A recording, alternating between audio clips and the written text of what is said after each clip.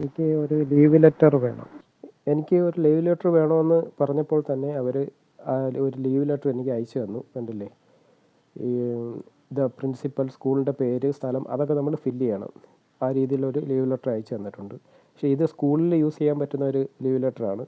അപ്പോൾ ഞാൻ വീണ്ടും മെസ്സേജ് ഇട്ടു, ഞാൻ വർക്ക് ചെയ്യുകയാണ്, ഇന്ന സ്ഥലത്താണ് വർക്ക് ചെയ്യുന്നത്, എനിക്ക് ഇത്ര ദിവസത്തേക്കാണ് ലീവ് വേണ്ടത്, അപ്പോൾ അതിന് വേണ്ടിയിട്ടൊരു ലീവ് ലെറ്ററാണ് വേണ്ടതെന്ന് പറഞ്ഞ് ഞാൻ എനിക്ക് വീണ്ടും വോയിസ് ഇട്ടു. ഇന്ന് മുതൽ 5 ദിവസത്തേക്കാണ് ലീവ് വേണ്ടത്. ഞാൻ ഒരു മാളിലാണ് വർക്ക് ചെയ്യുന്നത്, JS മാൾ, കൊല്ലം. അവിടെയാണ് ഞാൻ വർക്ക് ചെയ്യുന്നത്. അപ്പോൾ അതിന് വേണ്ടിയിട്ടുള്ള ലീവ് ലെറ്ററാണ് വേണ്ടത്.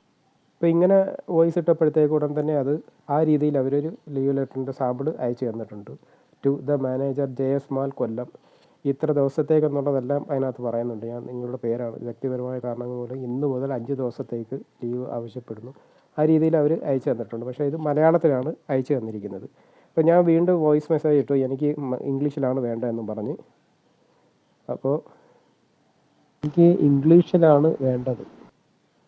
അങ്ങനെ വോയിസ് ഇട്ടപ്പോഴത്തേക്കും ഇംഗ്ലീഷിലുള്ള ആ ഒരു ലീവ് ലെറ്റർ എനിക്കിവിടെ വന്നിട്ടുണ്ട്. കണ്ടില്ലേ, ഇതുപോലെ എന്ത് പറഞ്ഞാലും നമുക്ക് കറക്റ്റായിട്ട് അവർ തരുന്നുണ്ട്.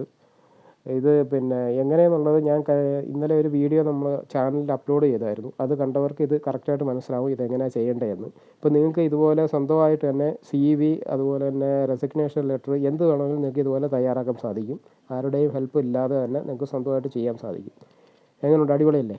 Thank you.